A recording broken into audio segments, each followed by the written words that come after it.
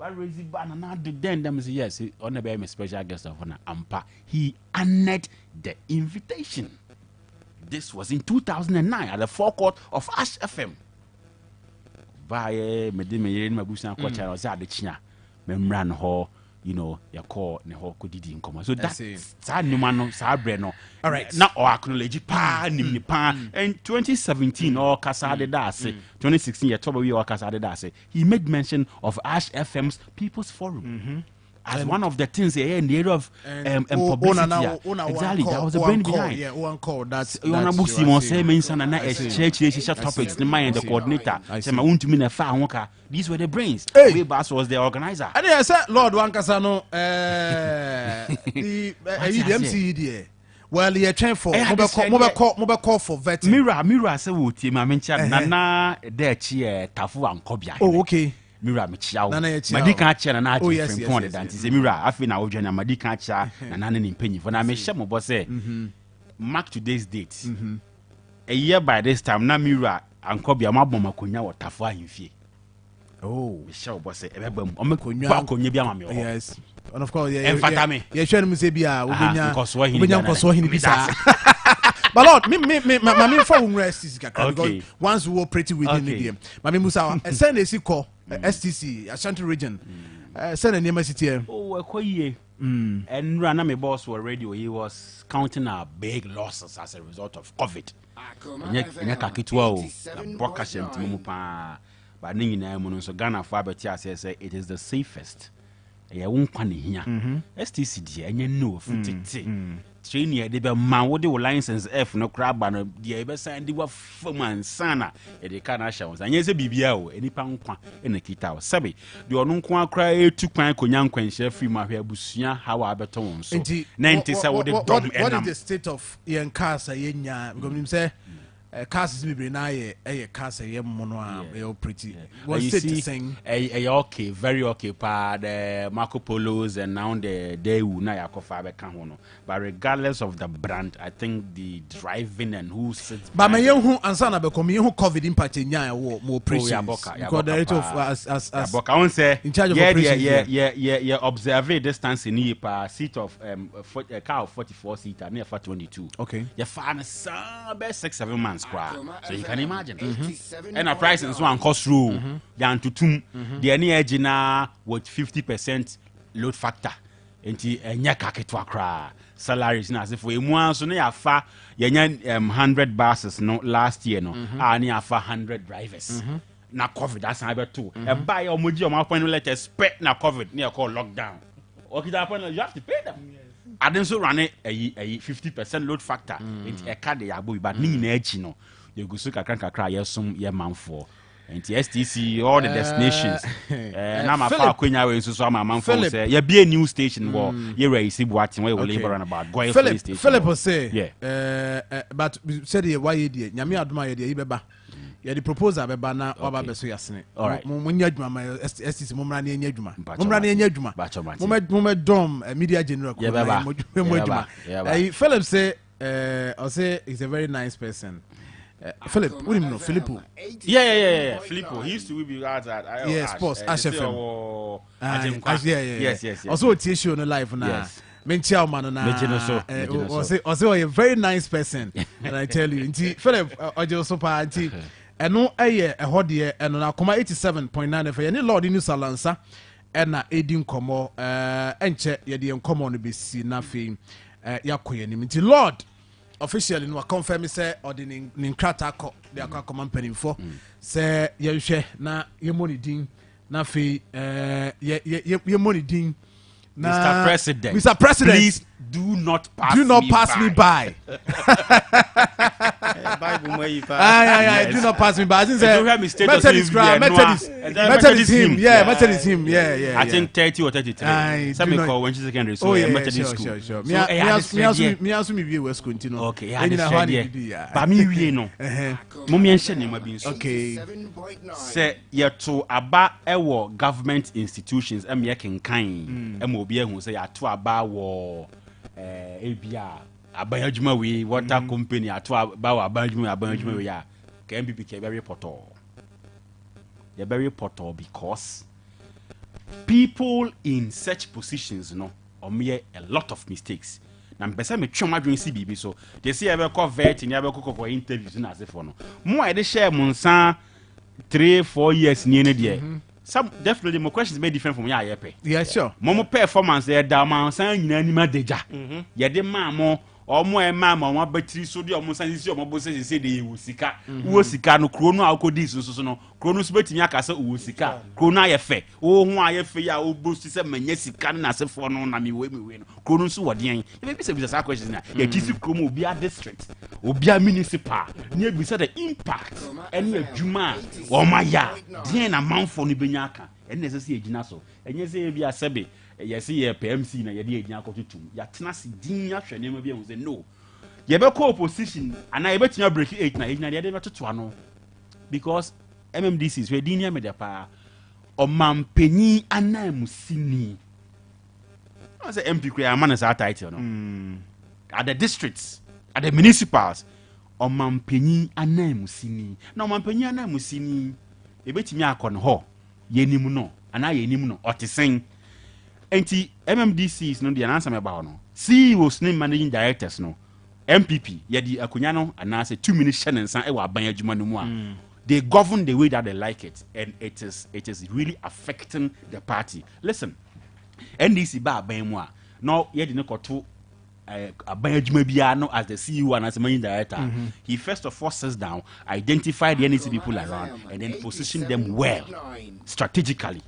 And to be wrap aban company when say NDC now power head of way NDC head of way NDC head of way NDC all over but by power but people say no and more minor equally potentials no wo the potentials are there but we don't think politically me say the moment says yetiwe Dr. Wani born Wani so a political figure na so NDC na say onimade chain MPP for be 1000 or the set be page more NDC and MPP obeba I'm not sure ohun obi a wa bin pa o ye NDC ni sabri a betam ne nkrata ase me be page more MPP amamu da with regardless of the qualification on me ma enti se wanya accept political appointment dia na se okotena akonya no so se me managing director CEO every decision that you take must have a modicum of partisanship. Every decision. CEOs and managing directors. Okay. Then all the political appointment here then. Political appointment there. But I was say may say a modicum of partisanship. I was say what your kiki be me say no. Akonya otisi MPP nti na so. Number 1. Mistake I say. Adruswe MMDCs are pre. Yeah, but here number 1 qualification. What is your qualification? That's the first question. MPP, that is the first question. What is your qualification? That is what we look out for. But listen, that should be the last when it comes to political appointments. We should look out for the last in your qualification. Number 1, it is because that we are in power. Enti any me bwana. You need power. So many business me compare MMDC baby. Enti yeah what power enti and obia so corporate. Enti number 1, your power enti. Number 2, what was your contribution? What was your contribution? Enti and neighbor to me the sense here say we are in government. What was your individual contribution? Number 3, the least amongst all your qualification. But yeah, no, we place the least among them at the top. So regardless of who the person is, hey, you are being or a doctor, okita wani ontimi nipa nya adwuma onti nanim ombua de oni nipa ho adaje oni nipa nya adwuma da onye party adwuma da you can't mingle with the person ontimi mba fo ne mu ya adwuma me man na beti so o de sa oni nipa no tua ano a de bia party ne be kofom. Look out for party person first, the contribution second, and the least among them your qualification, because opinion qualification they two way over MPP there are thousands of them, but they be need them domani ma enye oni nipa ho abotro mu ade e say party oni nipa ho adaje ni nsanchi eden back for person from fa aden. But Lord, should that always be the basis? I'm speaking party. Politics, so okay. I'm speaking politics. Sure, you're speaking politics. Yes. once you avail yourself to be appointed for these things, we should be looking out for these things because it is politics. Yes. Yes, sir. I want to break the 8. Senanado, it me implement free SHS in the 9th month of his first term. It tells you, say when you have the right people in place this time around, that we can do better and far better in the remainder of our 3.5 years. It is about the men and who you appoint and who you place at that point. So when I'm doing okay.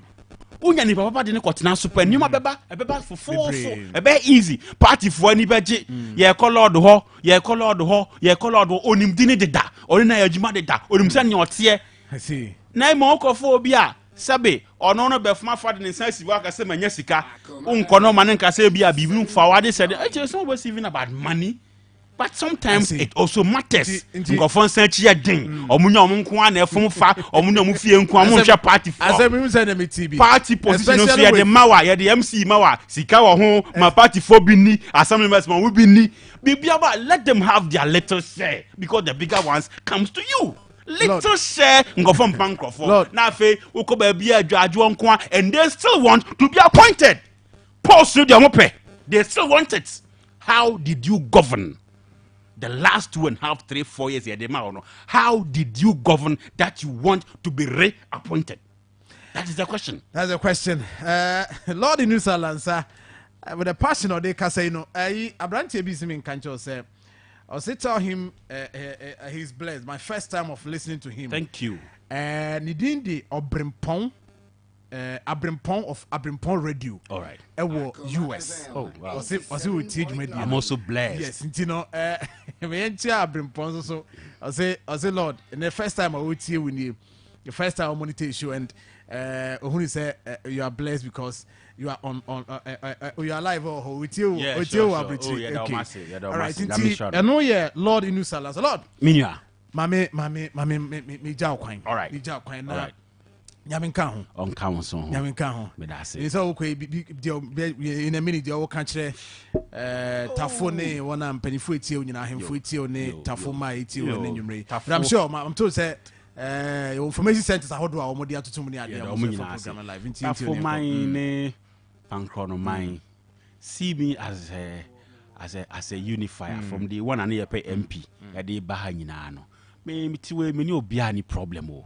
Your party knows so much such that. Maybe somebody will so young share. Say any person comedy MP akuya but them say no ye honorable Vincent. Ye na MP no. Nya ke MC. I see a person modi akonye mayen. Maybe say Mura tafo hene ne mpanyufo enya ye mugidie pankro no man enye ye mugidie say. Send your musi nimye no. Ye pese e be bibi sonko e matafo ne pankro me dadwen kro no ho ana miti because me hwe nneoma e wo mani so for tafo ne pankro no na ye hwe ne kokokoso ya Jesus Christ me bompa se obenya me mugidie na enka na ado so akoma na onka se me ne akola ya somache wa kome ho ntokwa wadi mi ho dance radio so and the radio phone nyina say na now the person the Lord ye ni do na Lord why na dien fashion me say na me ngu wani mu ase ngu me manfo so wani mu ase da na me say omo e wa kwantum tafo ne pankro no man ne manfo wa kwantum be person wa be tafo say yes bibi cost water fe say dey ani ko we say dey what ha because yes break me fe pa and sunya fe but you want to go and see it sa na tafo ne pankro no so yes this is a plea of the party loyalists and faithfuls. Yes. His Excellency President Akufo-Addo, we entreat you in humility and remembrance of what you stand for, that the MPP reward hard work. Please reward Lord Inusa Lansa with the office of the old Tafo MCE. Osei Wusuli will say, I am nationally watching you live from Kodia Pija, Afija Kwabre South. Lord, we've supported you since Tafo 4 Mudienie, please. But we don't want our non-performing DC.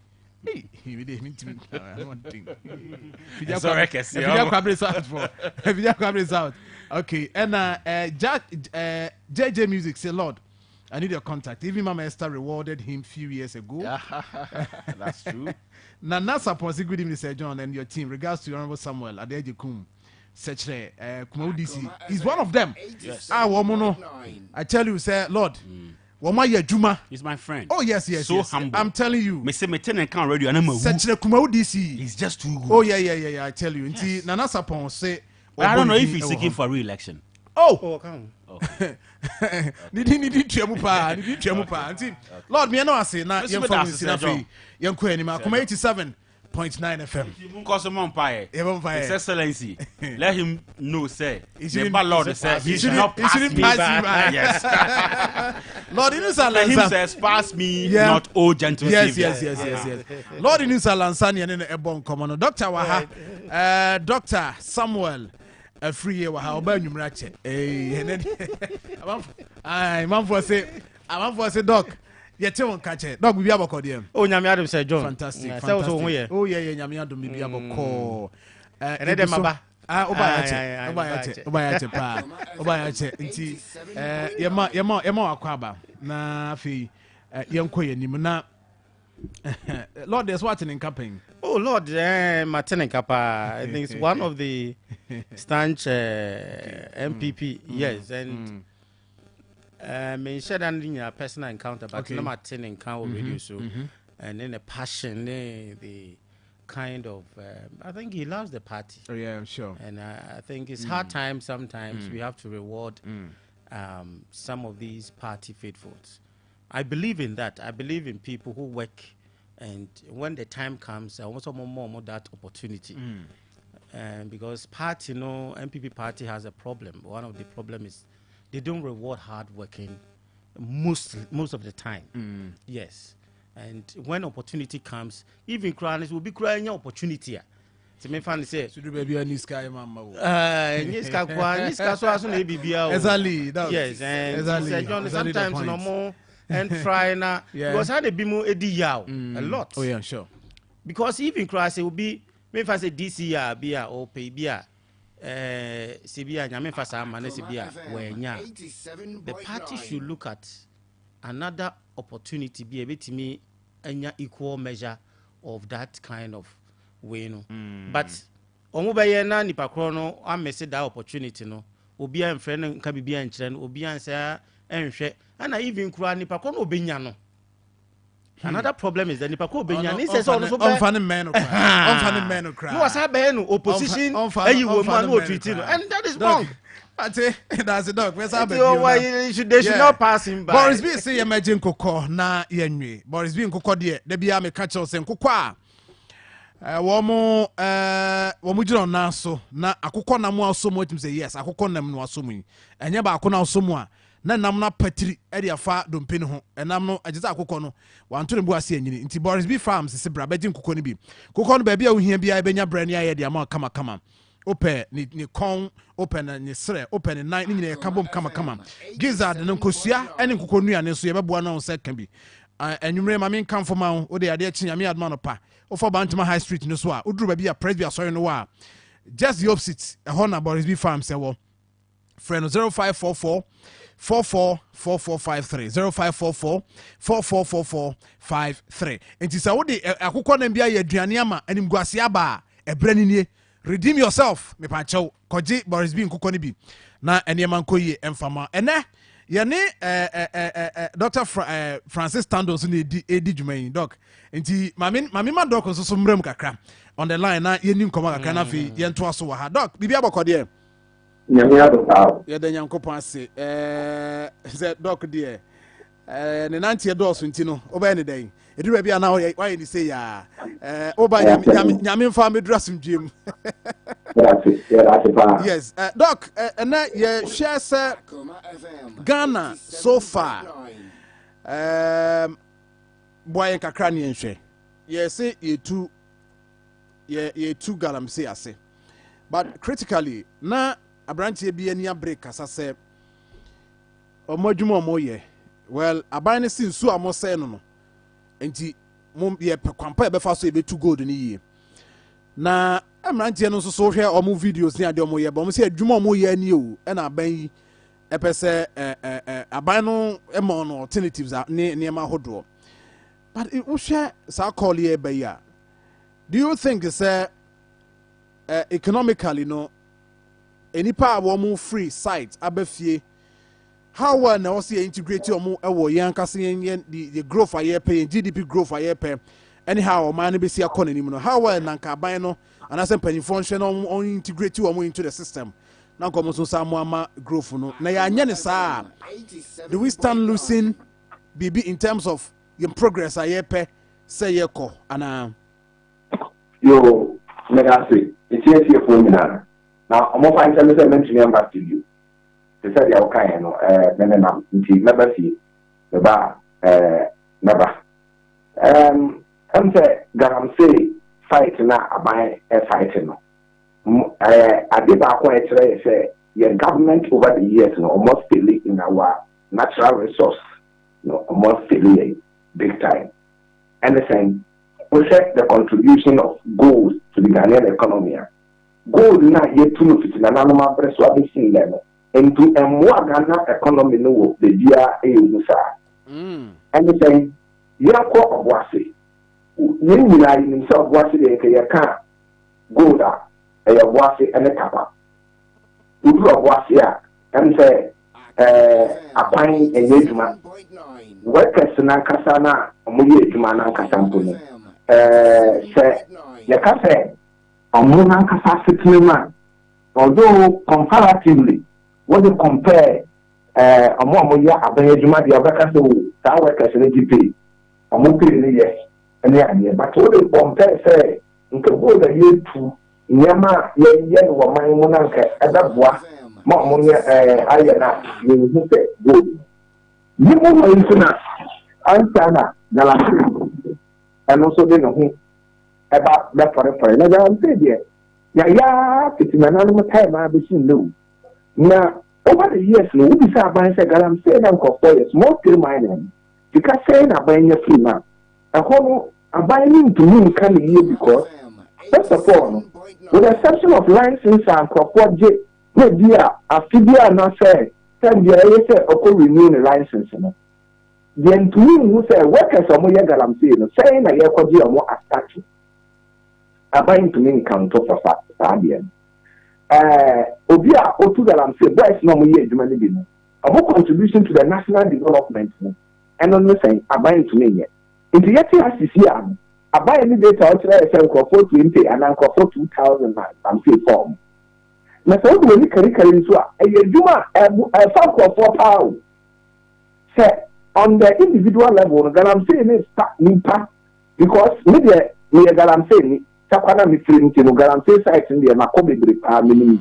ho bebre many of my interact we say nipa na eye adwuma ho no doso but the government has not been able to integrate them when to meet for mumba your economic system in management of ebia otu galampe bibia into obi tu galampe wa ha otu ye na se ho nye de ka ne ho a ni we dai nsu a ta ho na ta ho se otu a se bia nke de bia nke se otwa amonama nsu no fa na nka kwa na ento se ndru su training na agene no onye no they are to training because government has not now I say corruption so as sector na because it can enti mpanimfo no ba na so mbe hu say na tia General Commission Ghana one for small scale miners association ya one o tell sika wa ye na djuma wie no ko enti na magaram say no abaye say eye djuma enye papa because abaye hu ne said all regulating no okọ oba ha enti so sha ti see ya ka say garam say for no ye je omo ndere djuma na maybe I make galam say area na me galam say for 2 years first of all I'm robbing na dadoso I was those communities na the example be time ameni ni swaka kra na current mining company and go Takwa mines no na galam say for na ho na time dia scatter first na galam say police poko ho mo fe na scatter say police for ni brain na mo scatter ko na mo scatter de brepe the other say there's mean to me calling so kwa ya beche no na within 1 week almost omunya musika na 3 days na so na we obia okopa fofo nti so obia no nya fofo de ene wakokwa na ho abeche no we na ho ha nti adema petty stealing ne am robbery na akosoro boys no so no ukọ garam say site pa niema ata akoso on say a lot of the boys no smoking ne ta drug use na high pa maybe Minkasa may experience and me visit to the places and me constantly to them. Me places are movie dia makoho. I currently try busua me koho ye studies bi ni ade me ka koho. Wo se mo pe ta drugs ni ade. Into say oba betena fie na say garam say no ha. Or come adwuma no wie ni mfika de koto na drug na ho ato no tin baby. But say garam say ne ho such a person or drug ni dia you mean say dia tankofo no or attitude here. At the government no only fail one as you see a person failed one and it is not I'm not talking about this government government of Ghana over the years. Because Abayan Sawuka Abayan failure na current government na yes the or tisu say you know na ehunu say bia one no problem bia na bibi I don't know what them sir but over the years no yentumi antaka that issue we unregularized no e go you small scale mining your money part concession kwa enima no nipa bi sika eso tia no na ayabasa ebi ko renew or the license na ba ko na ka nka sa video renew on renew sa somebody daba no akofa ase no aye ye bibia no otia bibi enti ama I say over the years na aban ne feli ama garam say ni yentumi yam putunti aban ni na mo mpaso se say bia nka eso onya no enti sa somebody da e ka bi ba aban ni say e ho na ka na etu ho ba enti eno na ama ye galam senti sia ye de akwese nsuo enti na che say wo ni say in terms of the impact no small scale no there ense da nye kesi bia on our economy in terms of bia your growth ye benya over the years bia if I say the next 2 years aban ka say in the next 2 years small scale mining kra no ye jai ye ma licenses bio omo course site said there you heard the defense minister ni report or the maye ne oka chamfan ahodo machine no excavators ahodo machine nyina no ewo small scale mining who ni say impact no on our economy no enye kesi pi say because of the large scale no mum yes enye kesi on the side of government in the revenue ni ade but for your friend is saying unemployment na there ebema unemployment na koso nti eno so benya effect for us but on the other hand no so ebenya the positives no because your koko ebema koko no omo dia koko because ebi moto omo asase no mo dey to guarantee koko na yet or we dia na optima fabia me dey kan ho nti ebema ye farming no so no say ye dey ni ko ha ebetumi ebusi your farming activity ebetumi ama your friend is saying certain things in the environment never be great across but the impact in the impact in lesser. This are buying this should be my boys in here. Okay. This a boys now we yes man. Yes, be more because I'm saying no mood there no problem. Now boys na area. Oh, say gold no mood to because gold is there. Who is out fair obi our buy one. Onya ho faso. Abai nya ho faso bia o say with all the taxes on which because as a company there the early otiasika the man buying royalties and also so echo ema yen communities ahodo benefited from no size can no in a way we are losing them because you're halting the activities no for maybe for months rather for impact. I think the impact will be huge. So we say your communities I said that I'm saying here na now can assassin no any be unlike say mining community now I say see an community relation unit oh you are fan crop for your school guy to say they are ocean mines akese na here then I'm saying say sir okwa wakoto asase wo hene ho and say be penny bi ho wato asase ama no tumi am say obi on the community no they say boys abom be together am say we are not it was up to the state not to regularize so what the concession wa ha say me say the yamagalam say mining for na here say be na ke person mo so no etumi ye but as we speak in yasa nti I say the impact no on revenue side ni ade na there enyu them boys na dem mo be gufie ni na tema am lo be ni ade na bi ohu me I'm not going to productivity for me so much because a bit more obi ni ana kom ma me no ko ga and adwo because nkoko be si ana kwan so won nti no na say ya Portugal am say na you find an alternative for the boys your alternative be free abai na kata obetumi ahwehwɛ na ɔde ama kɔnsɛn. Dog me da se said the okay di nyame adom aba ebenya bre na ye di nkɔmɔ na kwachiri ofie me da se pi. Dr. Francis Tando Chadie Garden City University College or economist and for that matter yanina di nkɔmɔ kakra about the impact koi said the beye na or minus so yen lucy enough na yebetimi apere akɔyɛ nim ɛna yegu so aye di ho nkɔmɔ. Dr. Samuel Free so ha na mamen kanfo foko 2000 bookshop and stationery and famau na de tienie is a books na doso na books ni doso no mesro say wan hwe yi abeto ba ko ni bi na yebewie so we kra ni GS kra approve ye we kra no nakafo approve ye but we foko 2000 bookshop and stationery there books are ye ton nyina oba beto say otobi ama abofra nursery na KG oto for lower primary class 1 to 3, upper primary, class 4 to 6, junior high school, and senior high school, nursing training form, books are muto nyina books are recommended.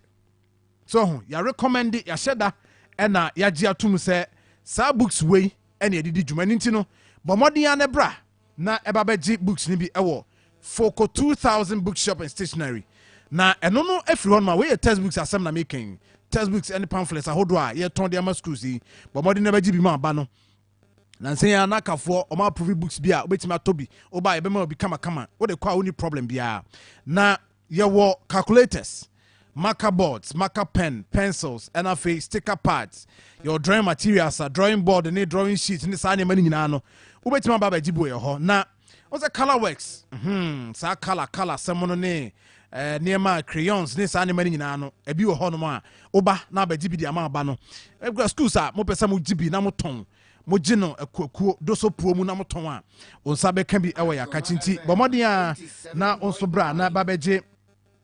Books ni be away catch ho enti de tiano no na mamen kanfo we say so mfama exercise books, mathematical set, envelopes, rulers, any niema ka Bible so ya ade ho hia pa oba e be ma obi na also waji Bible all the versions from King James, New Standard, ni nyina onsa ebe kan bi dia ka e be ka say stationaries nyina no so betimi onsa betimi kan bi foko 2000 bookshop and stationery na ye chiri kwan no ye wo KO Kumasi KO 456 and afi KO old playing building no na say house so betimi hu yen number wo frɛ na wono wadi nkomo 2 year school abetimi frɛ na na di nkomo obetimi a deliver bi e di amount come on 0544 000015 0544 000016 0544 000018 inti all for no but modia na also say no ayi for no primary basic for no primary for no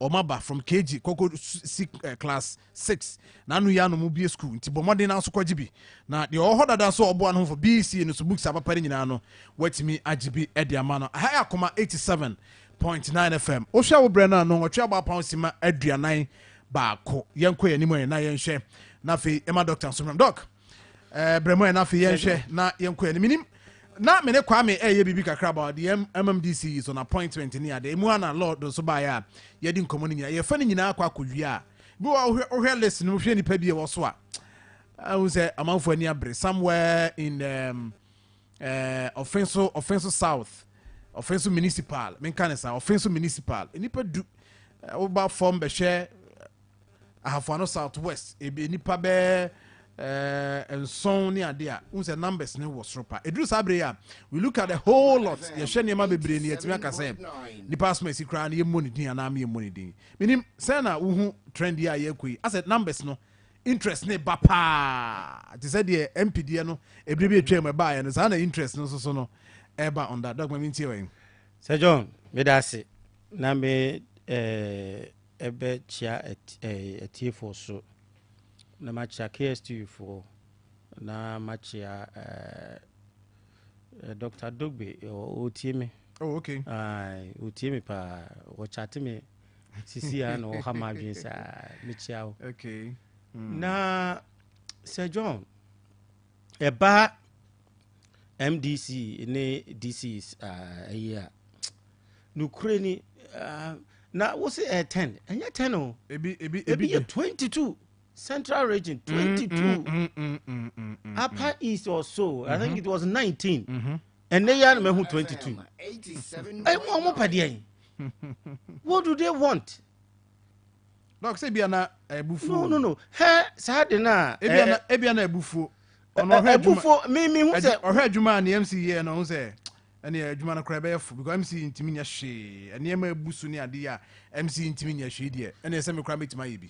Yes, and I agree, but it should not scale down to that kind of numbers. Yes, sir, there's a problem in the constituency.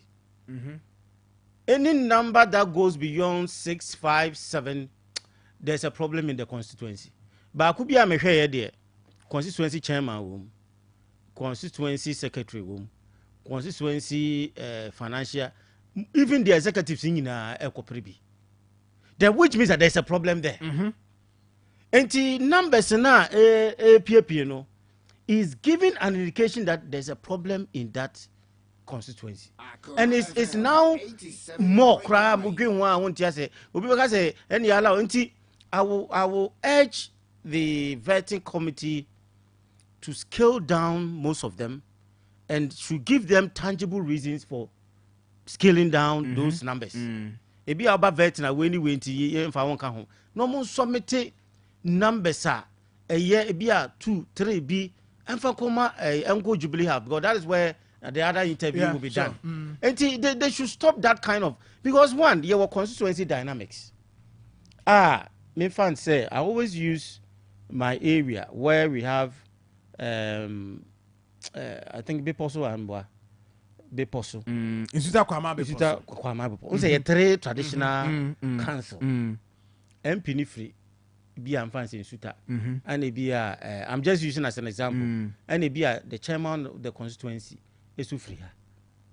Into him, all the traditional areas, and there are 3 paramounts. Into and a capital so baby. Into the other one, no, any other opportunity be say who's a DC, you pay will be qualify from that area, near share na ama equity abem. But over no.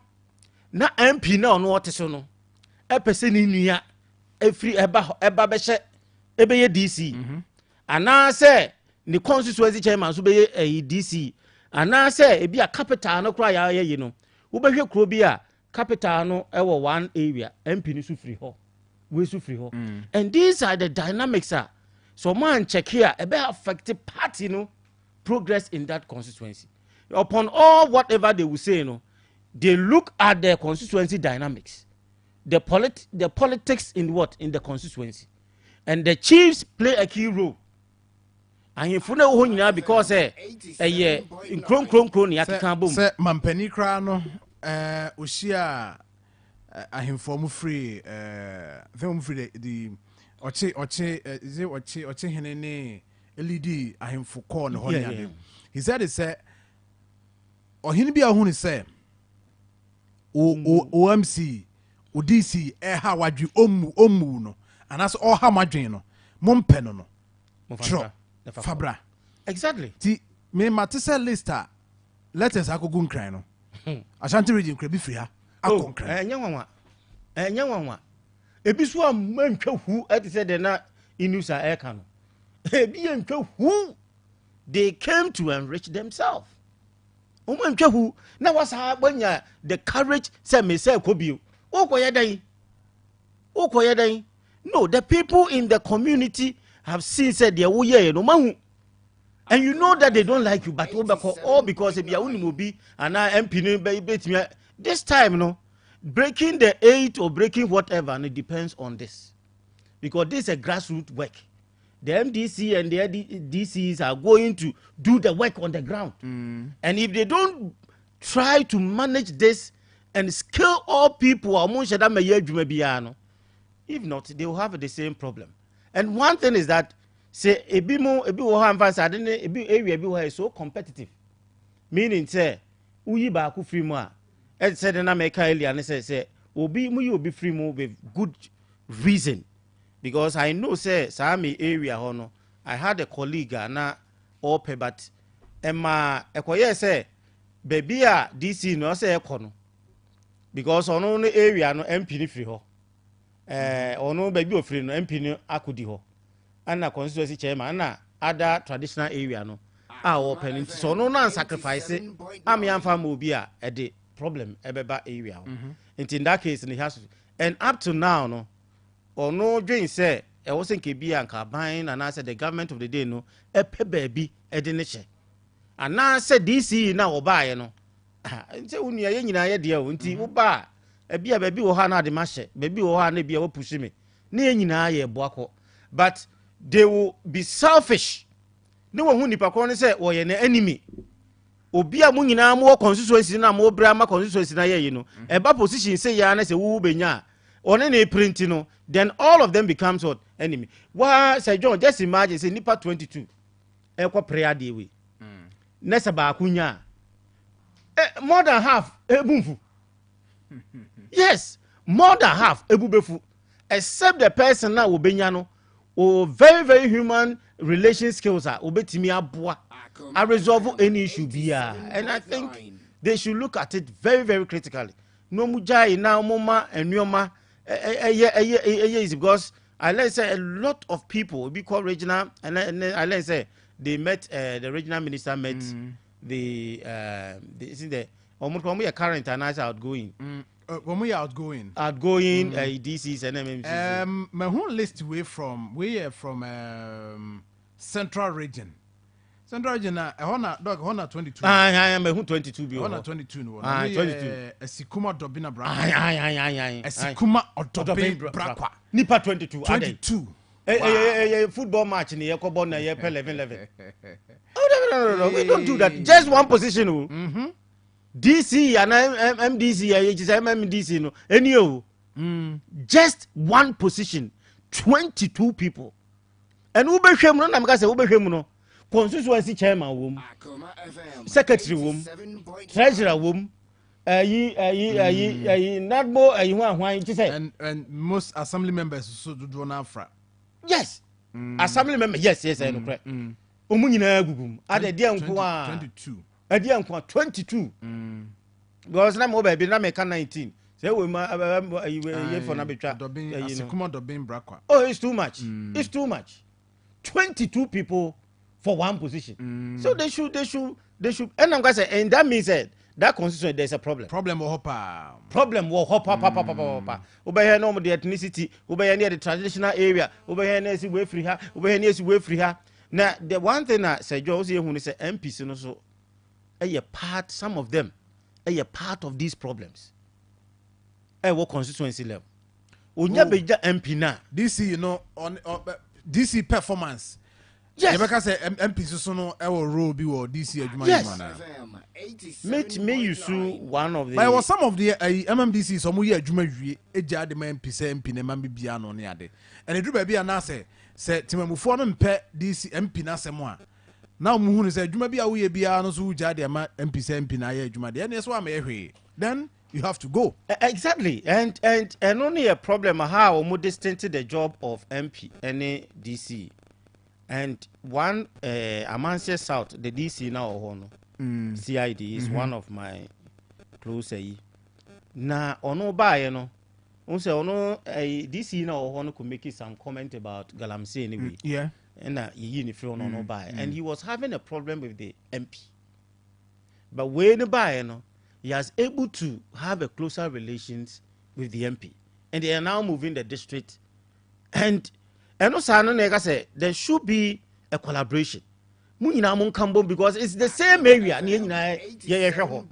so why is it that but over here no bia sa DC no bia no pese bia we asena because e kwan no munye wo manso du bia ne ho ahwan ni nyina because of say there was a problem between the MP and the DC all because say MP ni person nya credit for this we see me na me wura me ko fa we buy we see na person we na akọ create problem all because the DC no agenda say bia or person bia ono so achieve some sometimes this internal conflict shows say there's still problem and I believe the regional executives need vetting for no this is an indication given to them that there is a lot of problems.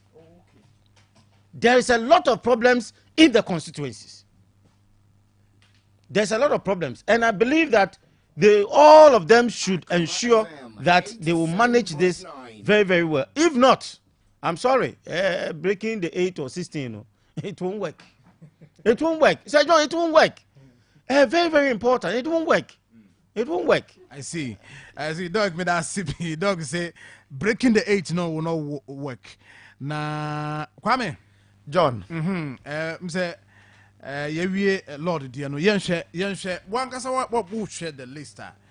Aba to dwa ya na che say adwuma no ye be kan say bi mu nanimu ye. E na aye nkrofo ahi. Ashanti region the highest are so far yensaka a offensive municipal no ye 10 so far the only yensaka Ashanti region that is what the enya but what share trend now And come doors 10 doors on 5 3 4 let me know say I don't know you are managing there's unity. Oh, it was a be bro mwase. No money for build alliance ne coordination. Oh, okay, mami step down. Na me support. Na wo ko. Okay, yeah, mami nyina wachi. Nipa train ya omoko okay. We me aye wa ye support we. Let's do that. Ni enya your selfish interest ne sa nneoma no. Sa de wo ma manage ni ya. Say John. Hey, omo be chiro omo. They had a similar Kwame situation ewo MPD. Yeah. But Yes. when we are the who say no so no. Kwame be kan say ni. John unim as to why numbers no doors on it there. Say enkofo who interest. Enkofo carry omo hu omo say omo fi say omo bitimi adidwuma no. But you ask yourself, what is the criteria le wo ha? Emma obi etumi fa ni din ede ko say me so no me economy ko vie for that particular position. Ye wo measure bi eda ho esese applicant bi miti ana. Me pata de make out here. The constitution there was some stipulations on the appointment of the MMDCs. But about local government now act the muno anyhow it operates no who qualifies to be appointed as a DC. Is it that obia or te hobia or Ghana ni bia fi say no asore say me kwa akoya na say bibi say anyway it is high times here this annual money be bebe and this idea going forward ye benias an influx of these numbers say a time bia and I think that this time no I said the numbers no I say well previously na entesa but some say I was not me hear the articles are Mampeni by Mampeni Aludan Kwekufu in the first term, where I said the articles 2431 and then 55. Nina no kaye huajuma. Nanki I said yebeto dedikan yebeto ye MMDCs for yebeto on soba. yes Even cry be set standard be a mano. Near we na abato no crown whether see into the party line, I see into the party line. But Nina no come the pushi ya no and kwa kuwi baby ababedu sabri. But say yes says ye nya issues no okay but when John who the numbers no so ekosro no it tells you that there's a problem somewhere. It could be say nipa na no te so kra no na ne modern more ebia enso ani what you say because I'm sure say areas are incumbent DCs no performing so well the very people are preside over them are convinced of Nijumedia udi. I'm not sure say ye benya even obi kra say wo unity akwa pre. Yeah. They make out here say. But to have 22, to have 10, it tells you that nipa no more demand so any. It could be largely it could be done more demand so any because you DC ya. See your primary duty is say ube championing the development of your area. It is a me ho. Na say to say the MPP was when visa me MPP ni.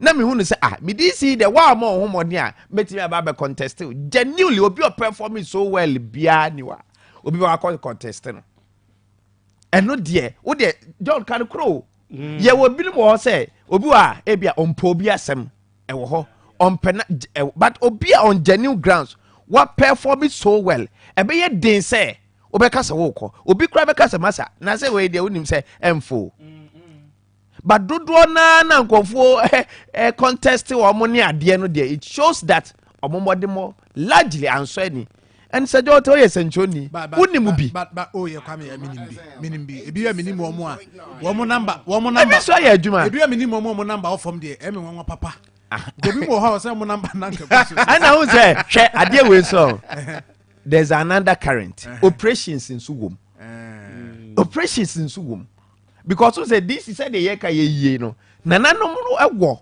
omo recommendations yeah any ade wo ho MP enso wo ni feel ewo ho now John se wunya nananom ene political leadership ni timi kabom no mu ski omu way through na bi omu champion a course of one person bia omu betimi aye operations ama wa person obe contest bia kwa wo ma yeah because obe nyina you need the blessings of nananom ene MPs no dem ka tia say because we have had areas baby to set tafo nipa mienu na akwa himfi a nananom aka tia say masa ye de nipa ekodada which is the incumbent MC no enti se sa no na se unni akukudo sa na unni determined enough say obe contest say obe back off na bi kra na omo champion ba ko because betimi aba be hu ene wakasa ama obe jaiko yeah into operation so just like korokone has bobo mu operation said de be ya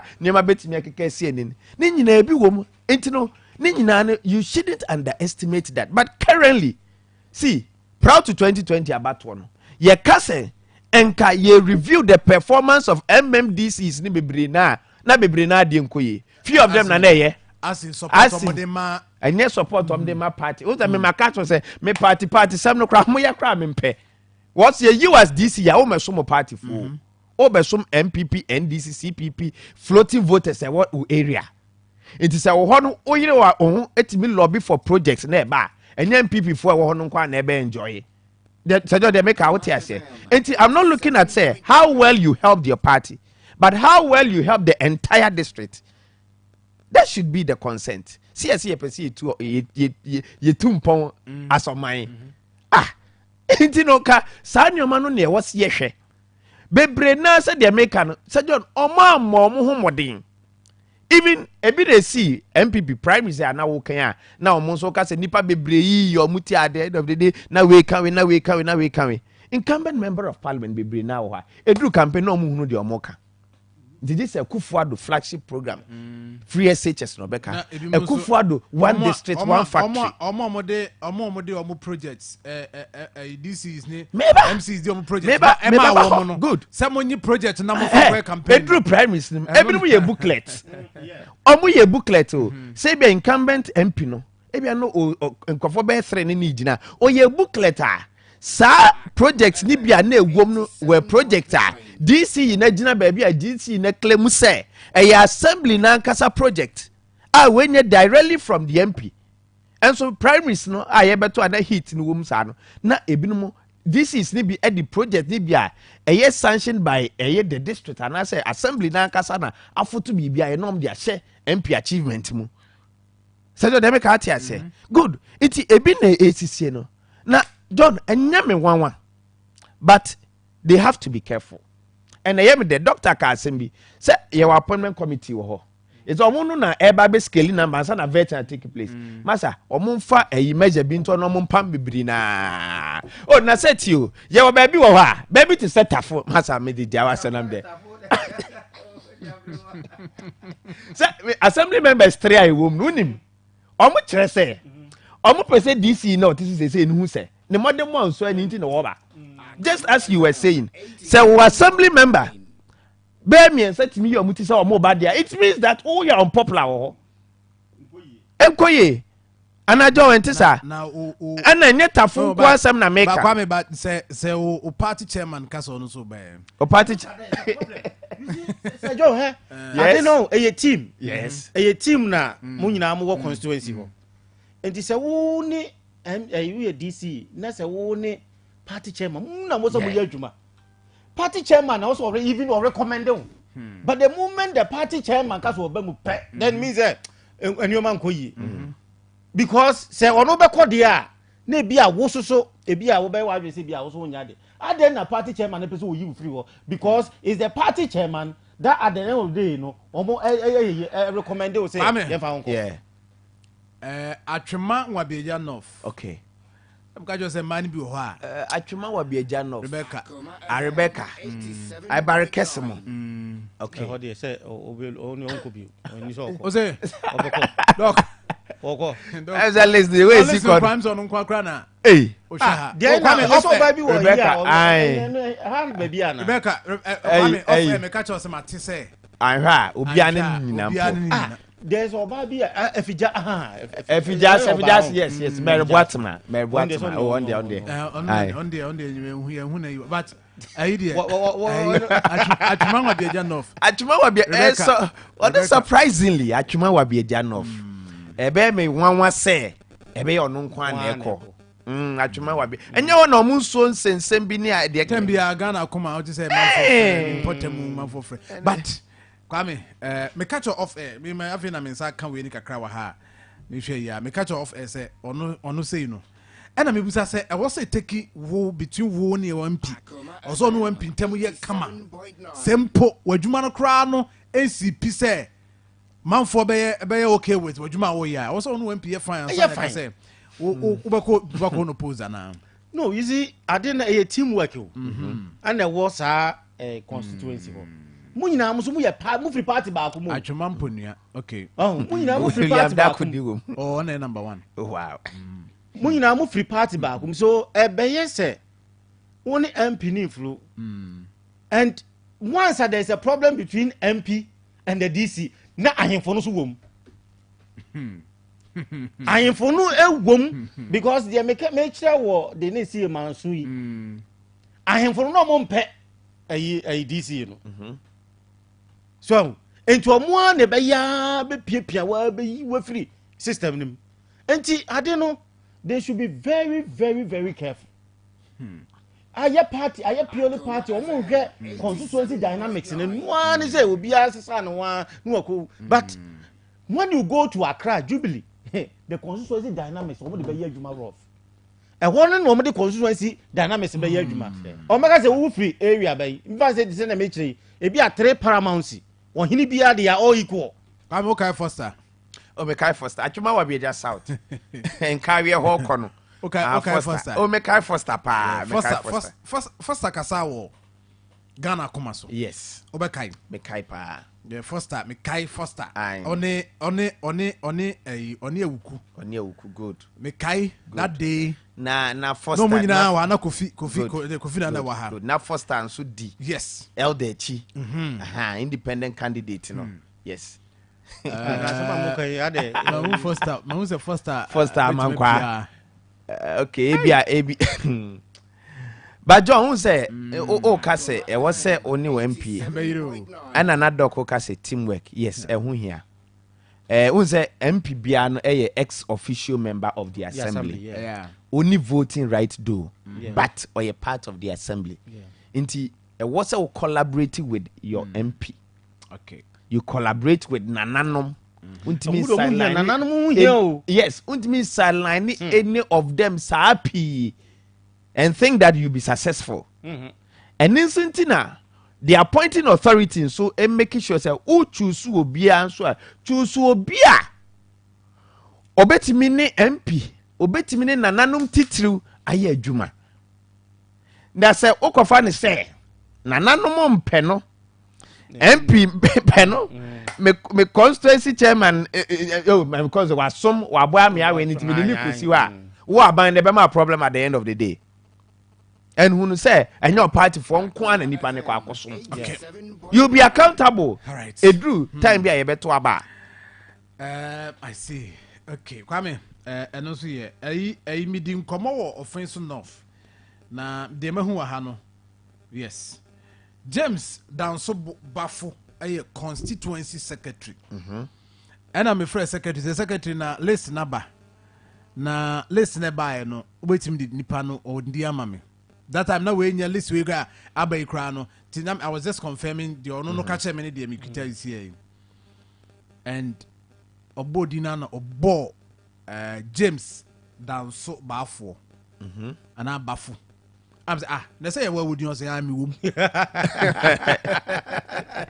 and o can once Collins in team but who say no so wa ha offense enough omo ye nipa enan offense enough Collins in team yes okay Collins in team MP that, but o say nipa no so e the Collins in team who wa ha and for Chrome so who say Gloria so no is o say ono so ekita 1 2 3 4 4 ono ka ho 4 okay okay ofori chrome yeah nti okay eno ade no but we say John wonim MPs ni doc MPs ni bi di obi buy as DC man ye the manipa no in the last 4 years this time this same MP was half before the neighbor eno ya net say eno na make say eya na MPs no so ye problem okay they are part of the problem now what is cropping up o MP ni pese wode ni nua na ni hu dipa bi ana na make say sa constituency dynamics no politics na ho no wo free one traditional area na eba wo di wo nua so free the same traditional area na eba capital no so ebi free ho na why ya wo pese o manipulate system no when you do that voting so better if the constituency dynamics politics and tribal issues were no man to try and na himfo na anya involved na why they over to hono breaking 16 I see and you come here na mama ma telephone so kwanya owura mu a yebedi nkomo yes ye na telephone na ye more interactive said they okay ye guso a ya kakre ye bobo bi ho a in fact ebo list aba on social media no ye rely so much on it yankasa na ye confirm to the constituency na ya confirm say you kitaye di ni senate na obi aka say bia constituency no a confirm say yenkoni say yenkoni say enti no most of the list and the air can be now a list kita credible from the constituency echo enti numbers ni 03224 98035 98036 98037 0243114497 yeni nkomo kakra sima kakra bi na yenko ala good evening me ba cho mo fidie ni nkofo modin di so kasa free hen den de edit graphic boy kwano so nke bosom twe okay adu entie wa be man the person no say assuming the point na say ya point no oh but we dey ya point you we ya list somebody akonti no we ya list somebody akonti afi no go through abanidi wo why oh okay the fire man say you know obo ejuma pa na so ani ka create it I see Mati me da se pi nti obetimi aba na fe ya bon komo kakra 03224 98035 98036 98037 yeni komo kakra ewo the list asha se be ba ni mu komo kakra anwumre so wate odi mbacha odi ndi so kasa free hen okay all right mbacha odi ni ba bia kasa free hello make money saying brother I am whatever chuma I am cinema chuma and a customer okay I don't know nipano maybe how free there na wa sha say okay nti oba ye bedi nkomo 03224 98035 98036 98037 0243114497 0243 114497 uremu a bedi nkomo na fe yahwe eno so de mpacho odi ni baby akase free hello yes sir mpacho wani we dey fashion all right Matia Simon na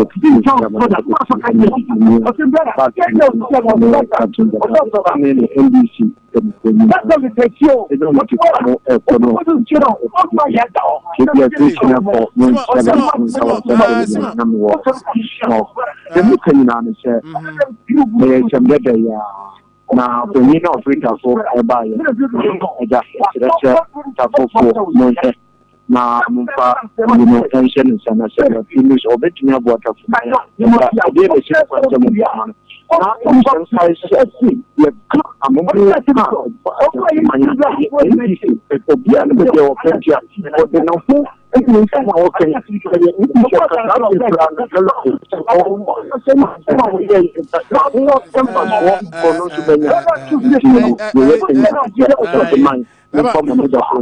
that's it. What she didn't know what you know, so panty, Fache, na the some other time, but you didn't talk as a friend.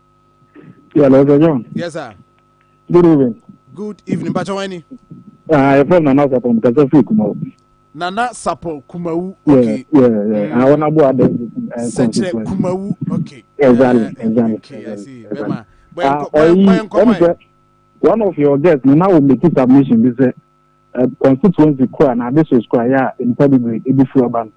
That is a podium. I think that, and you're right. Okay. Simply because it shows that you need to constituency will be our the personal goals and aims. Into the fathers will be expressing interest, no? So the Quaco contest, no, but no means a problem. I think there's no smashing children without that's a pass. Also, what do I drink? That's it. Yeah, just numbers 03224 98035 98036 98037 0243 114497.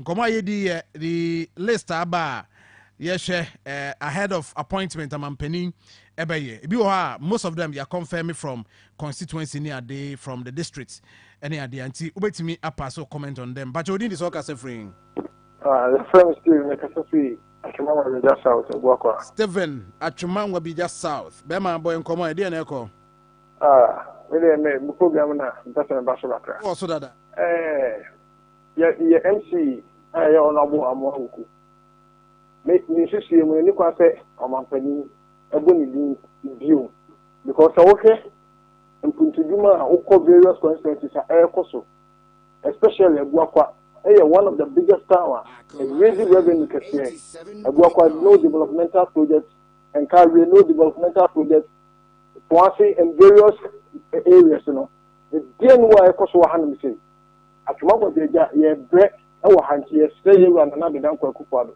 so o pobia obetimi abon homode na wabo na mana na mamu akọ ani mu dia na nye onabo amwa ukurada but omai nipa obetimi aboa ye constituency no wo constituency attack na mo kan say honorable former assembly member Foster Amankwa okodi independent church ko bia ni we wo sa de ni abema oye constituency secretary oh okay or support constituency no during campaign time ni na ye de ni hunu nti so bi ko jina ba bi ko tu futuro e de guli pe ni say honorable Foster Amankwa obi a ko support independent a me ka chọ bia eni Matimeda Simbacho odin is oka se frame Aje friend Boache me fe wa pemso Boache apemso okay Baja na ohoni ofori kro right mukate moya na ye moya mo se yemfa na no meka hona na mbeka me tu mpache wo na no pa ebinu de pa ro ma ya bo o ma no ni ba bi o mote no e for kru mu area har mu nyina busa se pese ye putuma di baba so a he pa na ye be no o to san sin nyina di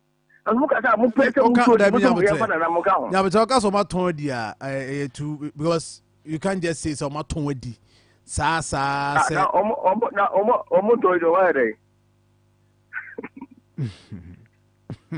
see in front of but you didn't say case frame but you must feel for my but you any yeah Paul now want to say Bema yeni nkomo the Yankopon kan won aduma pa obo magana man akuma gana kuma na munta wo mu amisira mu Tejon ni sie ini sansa du kasa be kasa e good ade tafu panko no for muntu mano na omeboa tafu panko no for na me ye sure say guarantee semina na panel ba kura no chechi mu no guarantee semina Tejon say kasa e kan de betin because we really say na nado de Kalante fighting they were freely. What you say? Yeah, we're saying national women organizer more. What show more organize more? Yashu machines, because they won't tear to the court. Who do court? What ban out in the court? What you say? Can this in a Wasson and Kabibisi course? Kasembe number country Ghana for. Your friends, you and I share the MMDCs and Hong Kong cry. The Bayan Funk face on the Yankoyanim. I wouldn't actually bawaha. Now, I wouldn't idea. Meaning, sir, I wouldn't most study. No, yes, Sidak, eh? Yeah, Sidak. CDAG. And not full linear there. No, yeah. Center for Democratic and Accountable Governance. Oh, okay. Oh, I see. Yeah. I see. Good. Yeah. And the mayor and I'm me kai say me nua ina omo start bibi then omo start say omo ebisa some questions near there. So far yen hwe the beto so ye hu ya bia na wo se ye hu na ye hu bia na ye koyenim and enu ye the list ye check the criteria ye dey share the appointment of MMDCs. Any baby a baby dream. Say at a point in time, cry near say a betima to swaba. Now a better party line, Kebe ya, Nina Kwanku Yangu Siaga. Baby Ababe dream means all nature listens to be. Listen to you Honomoa, you go further to confirm, said you who sanity and they were confirmed, even though you're trained say Bombetina say na vetting, na coso, masculine, be obi mohabia, ye be bomo. There's a bongarat near there, but Sir John, you're so with them. Unim Brahma Bedruha. Nami wa jumem. Point a car crab in Yavi. I was me arrangements are for number Bedruha. Bedruha meba. Yadum mechania. I only dear many were the same line. And Mrs. said that is what affects my life. On this year, more discuss me who be impact be disease I am my. Oh, sir. Oh, now over the years, what has it been? So being say so be got omuni na shake. They under came. Then cause labor on about to say gata union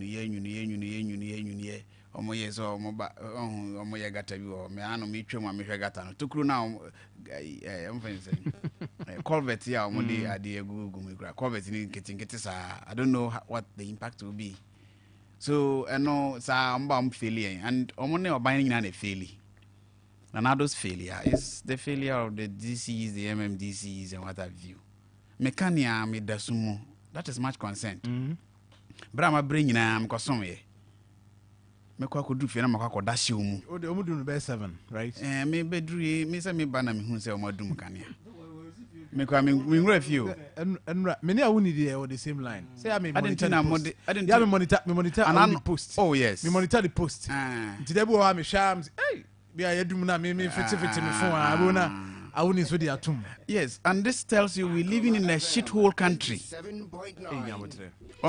the country is shit. Now they may be a chain way say my Tommy Kanya ahead of time. What's he me living in heaven, Anna? This is hell on earth. This is more than shit. Oh yeah, my Tommy Kanya you live within. Yes. What's it there? You live within. Me live. You live within the country, the kind of adjective, no mine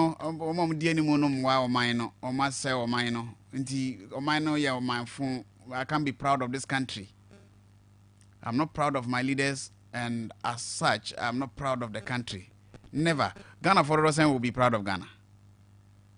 Oh, let's face it. Onim, and I was glad when the call for fixing the country. Anyway, this is part of it. Mom fix it, Kanyano. Mom fix it. That is the problem of the people. Obi be done to because light in hon or koda wanting. Or that wanting on our tram wanting sa se bia na ni kuma no ko wura dem. Na ntonto maka no. No de akonya malaria. Ni nyina medical bills on abetua. Odi ebone na nipa na ye. Ka kire me. Matome kania me use prepaid. Ede e bone na maye say de me fasa ate bia nim. na menemu say obi say enye dum so disrespect us. I think the last post I said what I could say on Facebook. Completely nonsensical to have these things go on. Na ye nya sebi the nadwene mu da ho no be ba ka kire say we are sorry. This is a problem we have. Bear with us. But only won't almost say you doom so we don't have any problem. No more doom so now we bit ahoma so baby ametenana. Obi ti light ahoma so. And then because there anajo be 1:30 me omo ye ya omo doom ya, and that is what I do. Oh yeah. Who doom ya I will post. I will let people see that this is the suffering of others in some part of the country. Nti baby awote no wo de ye na wotimu a nyame no na te ho. So I should let people know. I should tell my story.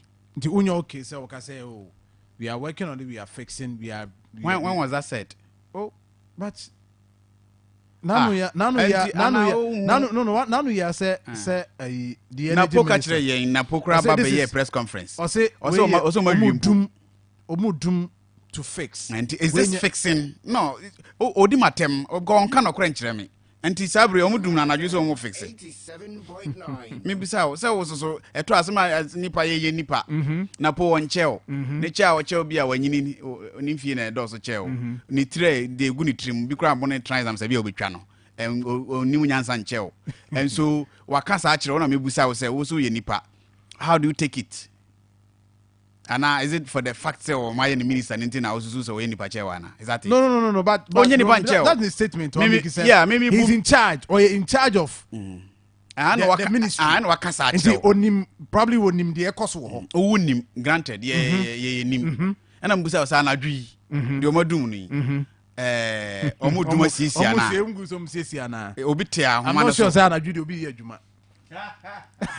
Anadok and you them yes say obi be fro light ahoma no say o ye adwuma wa cable say no money beto Facebook ni adi and that is what I'm catch say enye de all can na we say metie because but you are facing the reality. Yes. What you are going through no and now exactly and we need to pour our anger on them because yanka they don't feel it, they don't see it. Misu say yaso so omo so ache omo no mbe som yen and that oso omo no pa ye chew so omo ya de no manyi ni ya enye ye ne yesa be betena ha no ma be me fafa no so me bona ba so what is that for? I need a discussion now is generating a lot of messages here. In fact, the doom so is worse. Na ohwe wow.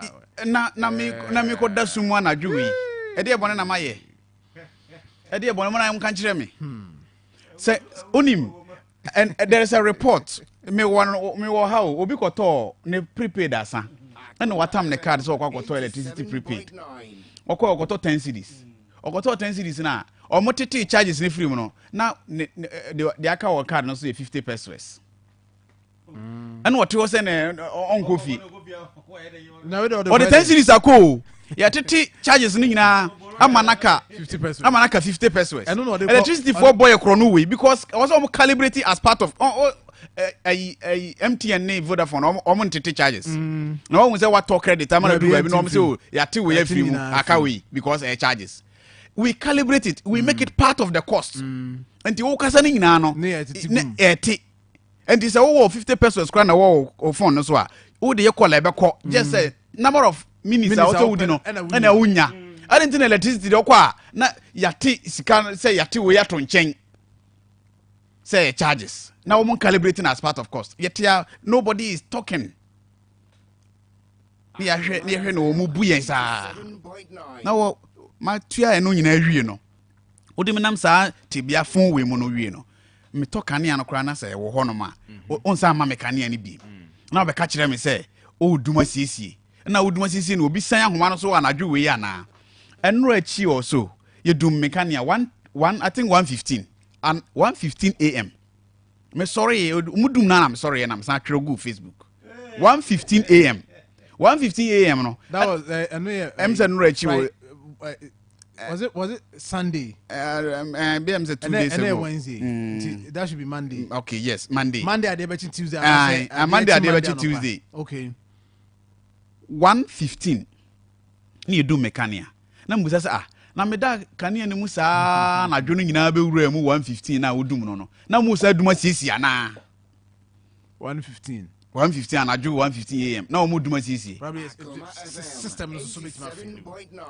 Na nka mu duma siesie a. Enka nyanyanse wo mu so ye dum bia asokwafo de asiesie. Enti from anopa 6 am ekopim 6 pm ye bedum mo de na siesie. Nyesa na say. Enti there should be some table of time, some schedule. Na wo hu. Ananyesa. Eti na se mo kandifo na ka kyerem so oduma siesie. Oka mo a ombeka say yenim si ekomu a moma yen shadow ni hu say omko do mo si yenko dum so nti o dem granted me ense mu but at least o duma siesie o duma siesie no o period a o dum me de na siesie nti ka kire me period we kopim period we be duma siesie nti na ma hu say o that time we me obibi ya amaye. Why do we lack that too? Omubuyen do they respect us? Because after all, wa na obeba light no wa obeba no mu buye kwase asa. This is the country, this is the shithole. I don't desire to live here.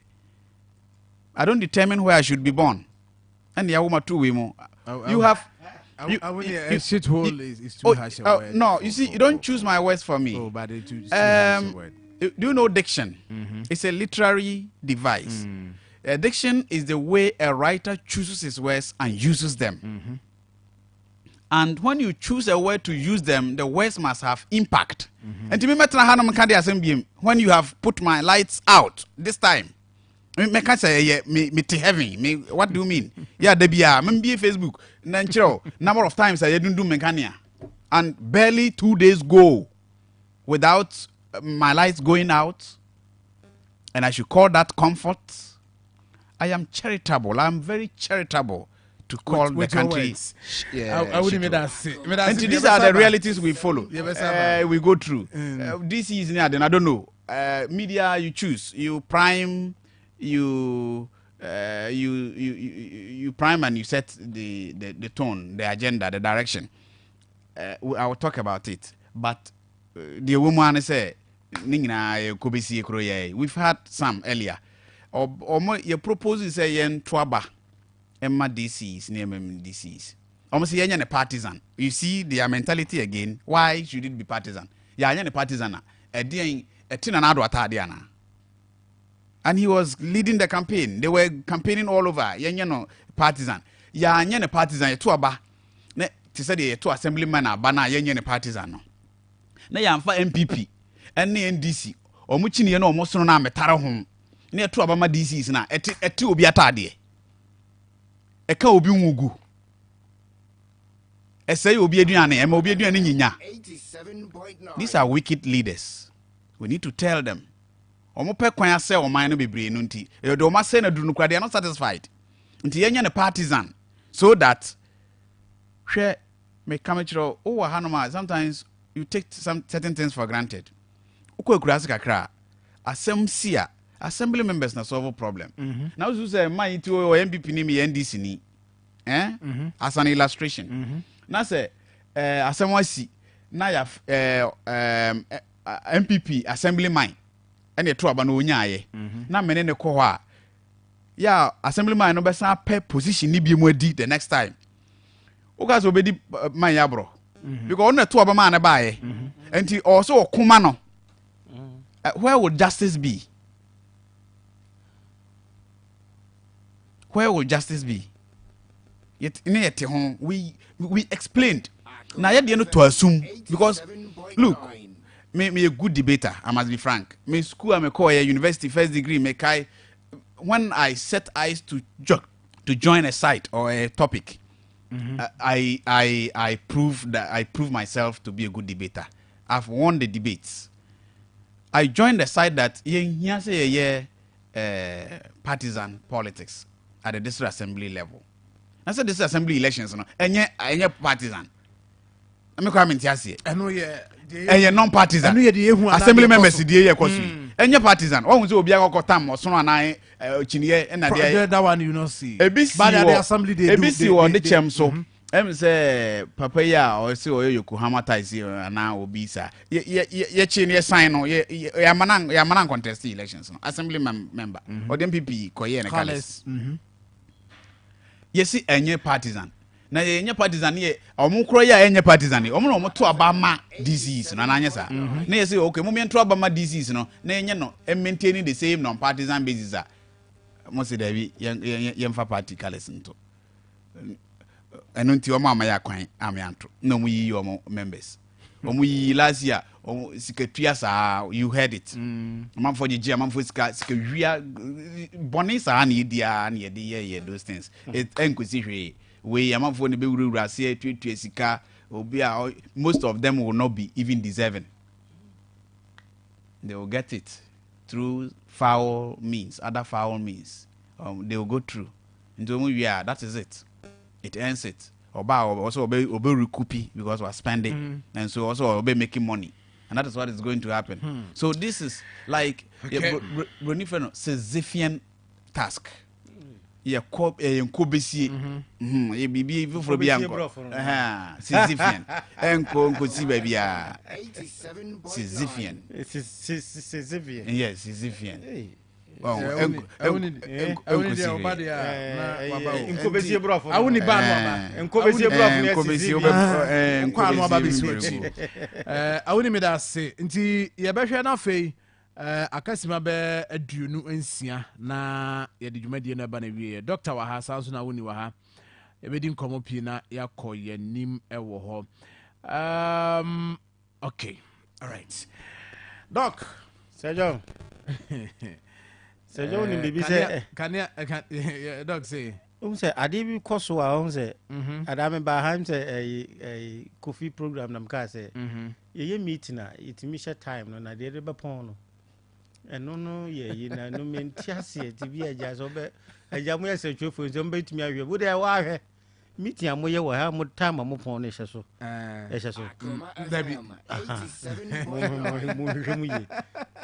but unless it's a company law no it's a meeting beginning ni end ni any so it cannot be used as an evidence. I don't know but ayade adwuma bia mu ye ho class anete practice yes 10 adwuma ye be sha ase de wo ho na ne pon no nti ma yentimi plan it.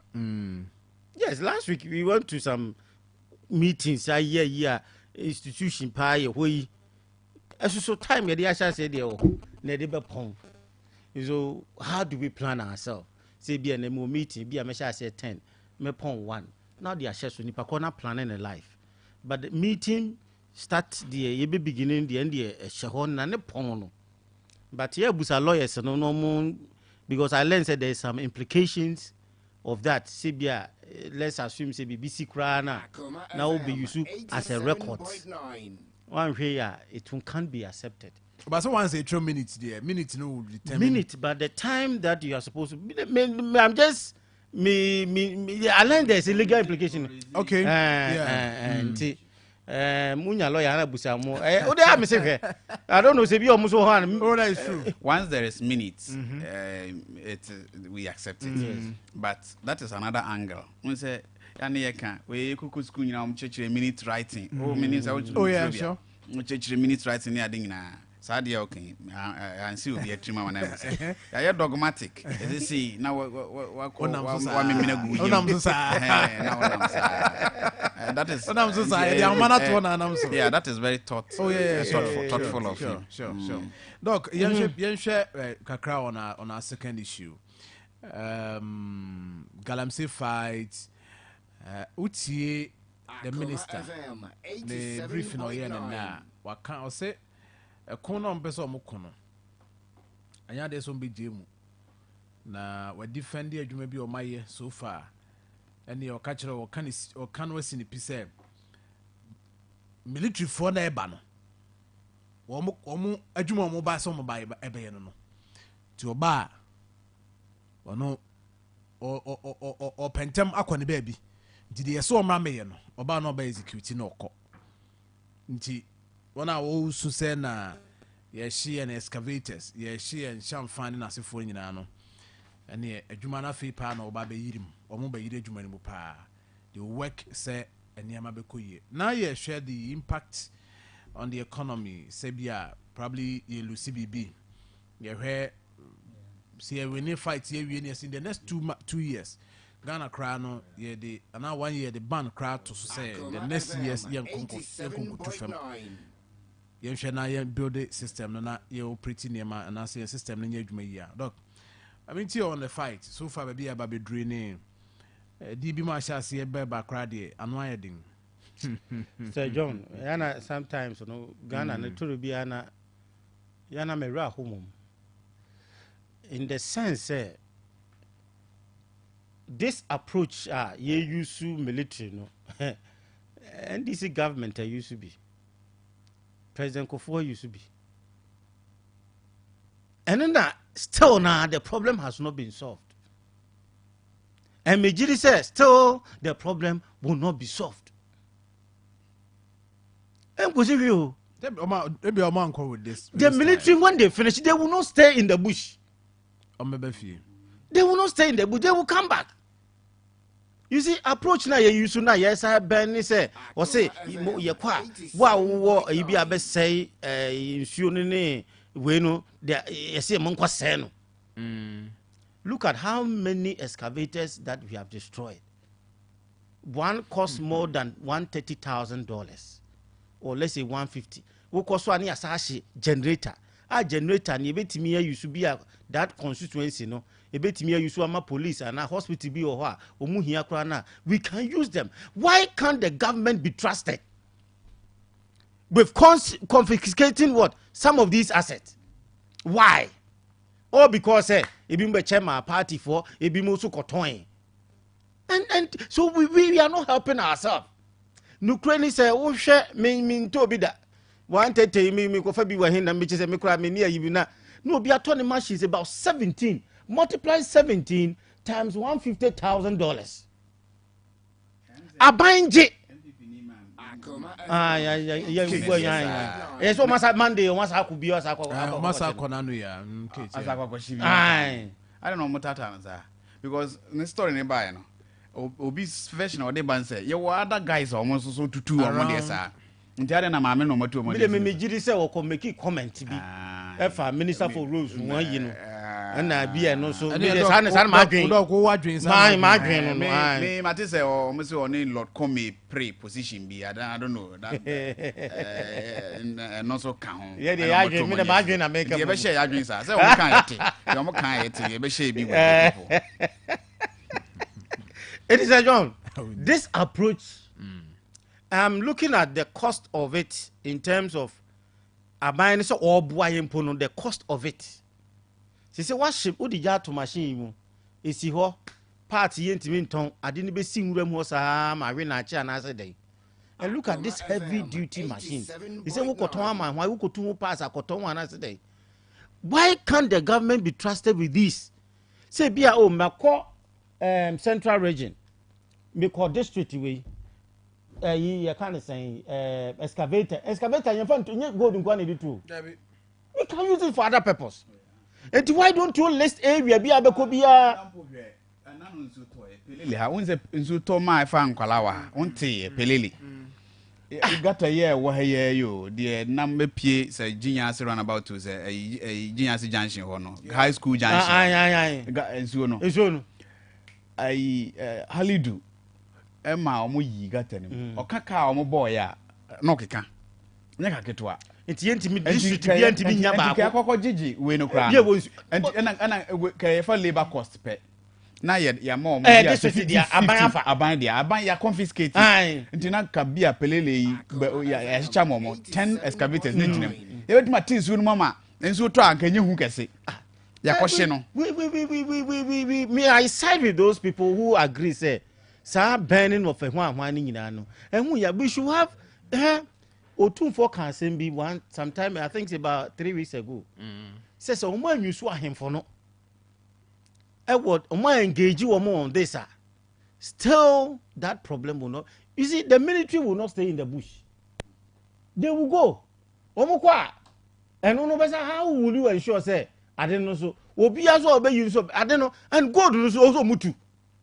The gold should be digged baby will be because a natural gift God has given to us. Yen how I manage adini yen ma adini managing ye and all the successful government be responsible for what we are going through. And a party for ne wura ni yeska ni guru si nyina wura na a create problem am I am not against obi obefom rani bibia say bia but I believe our leaders should help, should be innovative and creative in solving most of our problems a very lasting solution to some of these things.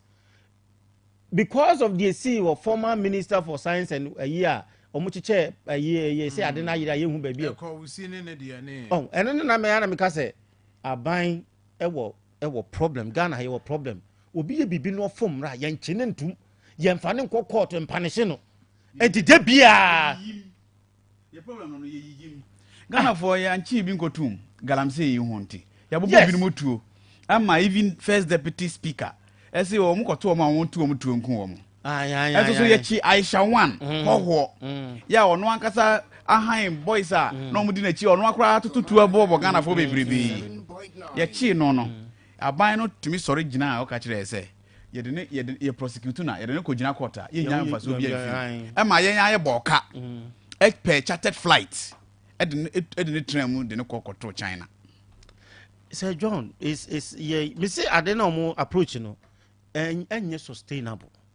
And we should have a more innovative way in solving the problem. Would also say what's mom so mukwa obi a obese nsu machine bi ye bi and let's say there's a law regulation say 10 meters away from the and they should regulate it 100 meters or so no and I learned central region Ashanti region and central yen use Shanghai a lot in Suomu die no but other areas no they omu use you kind of say excavators no but yen region han in central region we use in Suomu na ye so ne ye adwuma enti ensuo no we no de machines na ombo ba che no omo ba ye no omo aban enye okay but we should not bend them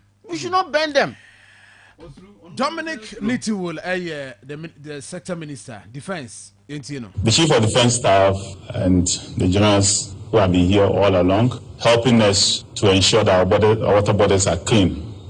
If you recall, the first phase of the Operation World 2 began on the 28th of last month, and which was April, and ended on 31st of April. And I gave you the breakdown on some of the items that were seized and destroyed.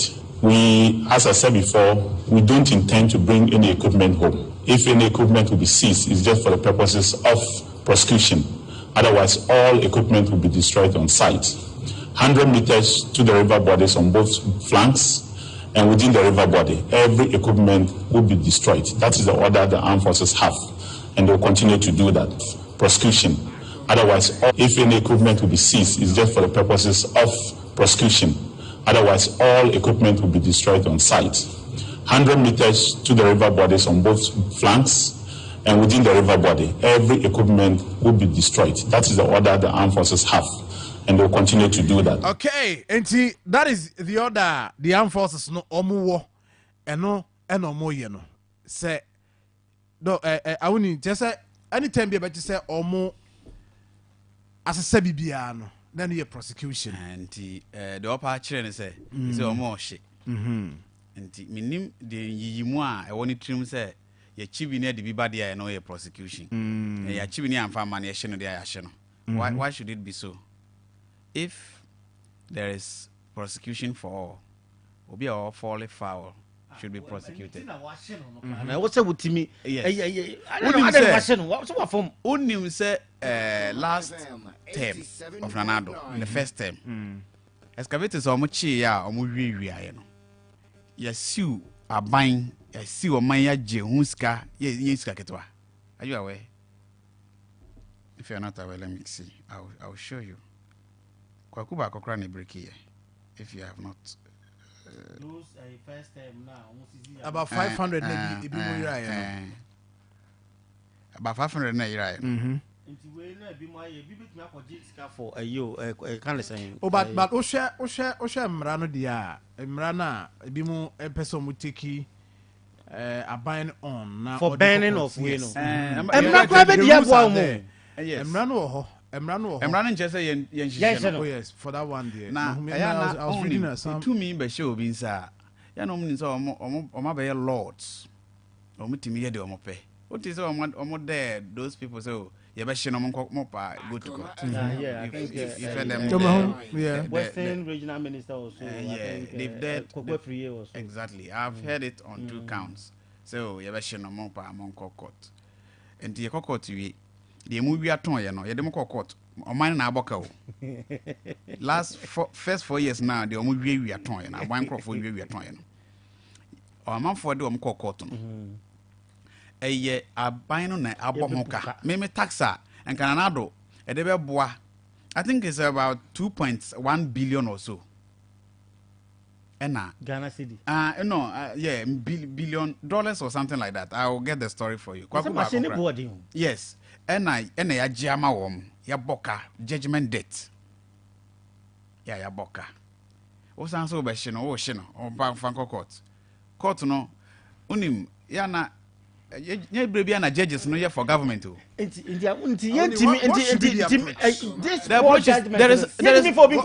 a law. What should be the approach? There's a law say monkoji. Mojiji a bind there. Now if you watch chama bind baby a bind be here so the be ministry bia a bind be here so the be adwuma. Enti kay excavators bank. Yes. Na ye si na ya pile ne gum na ye gibegum na ye gibegum.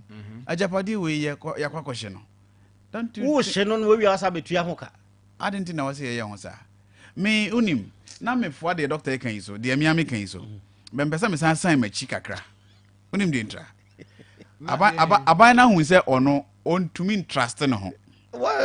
So on trusting no. And so no the fan on Crawford and to one abandon trust no. Into a bashino. And the ocean we didn't me fire and no so no say. Say always me I wouldn't am always excavator ofi na dokuba na say wuni me pe excavator na koya adwuma bi e bi say mpacho e hefa na adeko e o de ko nwire mu ana because minim say e ko no emma e na obehan kura ko no kura hu ska mpo bi a otwefa na bo na me gya no ma o de ko ne ko hye na me ko ye ne den mi so japade no je ne me excavator no ensi nwire mu nti obi a be fa ne de afiri nwire mu be ko mo nshi na nke bi kura adwin so ye discover mu because Ghana de ye discover mu ye sabetumi akana back and yan she as many as we can. I like the law, but it's because I want to have the environment protected, the vegetation protected.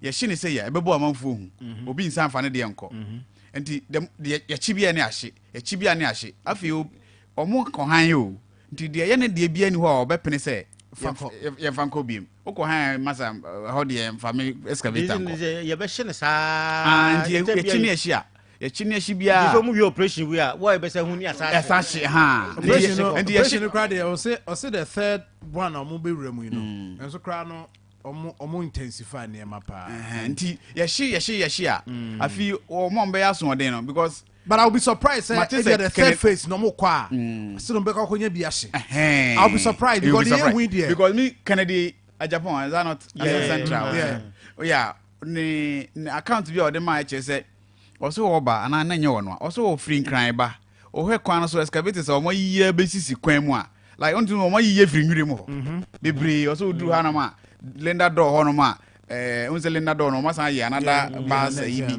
esi be de bebre besisi ho ndi for safekeeping ensi nwire mu akwhye no say ho de on timi nkwhye nti obi asuro ye mfa nkosi eho biem nti se ba be ye se o excavator ndi onya de kokopi ho na ye che odi a ya hye na obia ni ho odi bi ko biem because obi nto na japade sa amfa ma se fa me fa che so atiase nti e ba sa one e be boa yen excavators ntimi ni se money ti na aka de omo sa na pickers ne de ade be ye eno so ntimi nya bebre ensuru na intimi because excavator champagne boy nya den kese nti eno kwa dem se magazine for ne timi ye eno na be yehu eno shikra o shi no onya foforo koto no okoshem be 2-3 weeks grass good obenya no ebi no show champagne go be 4 aka ho do say be chiba ko shina still business continues I say break even no obeti be keep no whole business nti champagne na moye but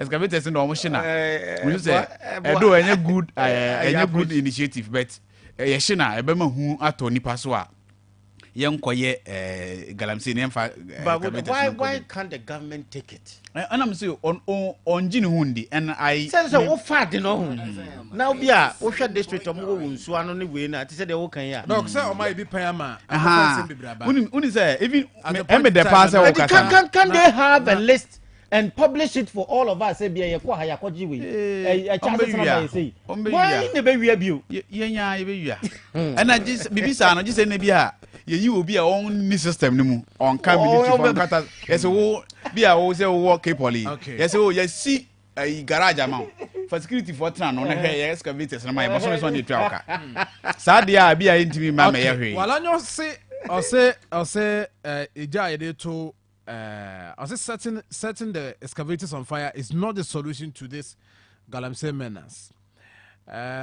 They don't use them to cover the dugouts and dredge and water bodies by yes.